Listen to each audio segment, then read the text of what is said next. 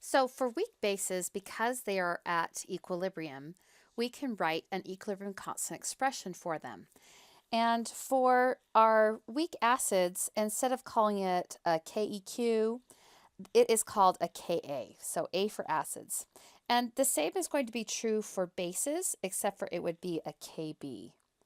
So these are done exactly like we learned before. We multiply and divide, products goes on top, and reactants go on bottom. And for acids, we will have two things on the top and one thing on the bottom. And let's just review our equilibrium equation for a weak acid.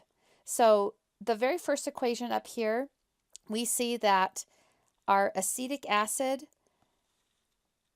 that hydrogen comes off of it and it is attached to the water. So our acetic acid, this is our acid, and our water is acting as a Bronsted-Lowry base. You can see how it gains over here. When we look and write the Ka, we would do the products, H3O plus, times the leftover, and then down below we have the acid. Now notice that we do not put water in our expression, and that's because water is a liquid. So again, for acids, you're always just going to have two things multiplied together on the top and one thing on the bottom. And another thing that you should know is these two values will always be the same. And this is for our acid dissociation constant. Again, every time that hydronium is formed, then I also form the other one. So these will always be the same concentration. Now, a simpler way to write the equilibrium concentration is the second one. So in this one, so water's there, but we just don't write it. And we see that this hydrogen comes off and it is one of the products. Recall that this hydrogen ion essentially is a hydronium ion. All I'm doing is attaching it to a water. So it's just kind of a simpler way to write it. So even though a hydrogen ion really doesn't exist because it's just a proton, which is very highly positive charged, it will immediately attach onto a water and getting the hydronium ion. But you might see it written either way. So the top reaction or the bottom reaction. The difference is we do not attach the hydrogen ion to the water. All right, so this is how we write our Ka, products over reactants. Let's go ahead and apply it to a problem. So in this problem, we need to find the acid dissociation constant, that Ka, of a 0.1 molar solution of, this is acetic acid, and we're given the concentration of our hydrogen ion as 1.32 times 10 to the minus 5 molar concentration. So first of all, write what we have. So we have a 0.1 concentration of our acid, and our hydrogen ion concentration is 1.32 times 10 to the negative fifth. Now, even though they don't tell us, we also know this one. Remember, it will be the same. These will always be the same. That's because when one is formed, the other one is also formed.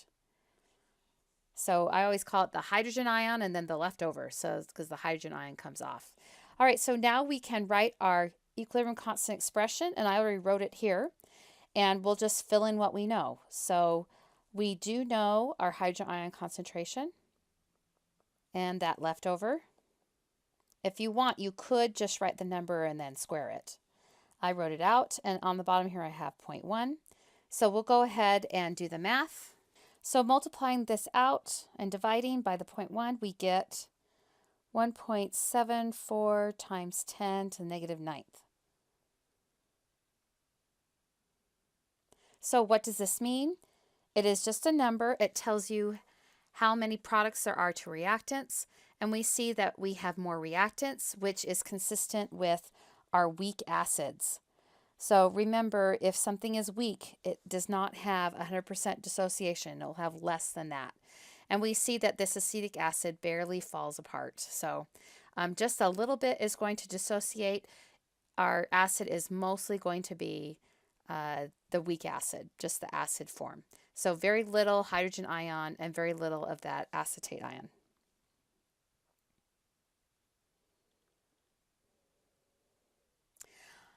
All right, the second type of problem that you'll see is you'll be given the Ka and have to come up with the hydrogen ion concentration. So again, let's go through and write down what we know.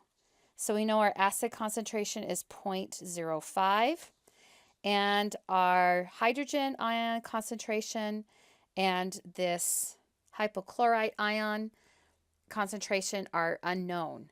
I do know that these will be the same. So knowing that if this first one is X, then this second one will also be X. So let's go through and put what we know. We know the Ka is 2.88 times 10 to the minus 8. And then I will have X times X. And down below I have my 0.05. So I'm going to multiply each side by 0.05. And I get X squared on this side. And I get 1.44 times 10 to the minus 9 on this side. I'm not done yet. I need to just have X by itself. So I'm going to square root each side with X equaling 3.79 times 10 to the minus 5. And that is the concentration of the hydrogen ion and also that hypochlorite ion, so that leftover. So they both equal that. So even though I don't have an example of it, weak bases also have what's called a base dissociation constant, a Kb, and it's calculated the exact same way. And just FYI, I don't really have any problems with this, but the relationship between Ka and Kb is that Ka times Kb, I get a Kw, which we will talk about in a later goal. The bigger the Ka or the Kb, the more dissociation, the stronger the acid. So if you have a really large Ka, then that tells you that there are more products. And because there's more products, you're going to have more of that hydrogen ion. So this is our acid particle. So the more that we have of it, then the stronger the acid will be. So weak acids, their Kas are always very small. So they'll always be less than 1. And that is because weak acids, they don't dissociate very much. They don't fall apart very much. They mostly just stay in their acid form. They form very little of the hydrogen ion. Strong acids have very large Kas. They're really not defined because they completely dissociate. So for example, hydrochloric acid will completely fall apart into hydrogen ion and to this chloride ion. And I essentially have no reactants. And so again, Ka, it's really undefined because there's a 0 there in the denominator, but we just describe them as being very, very large. So Kas for weak acids, very small. Our acid dissociation constant for strong acids will be very large.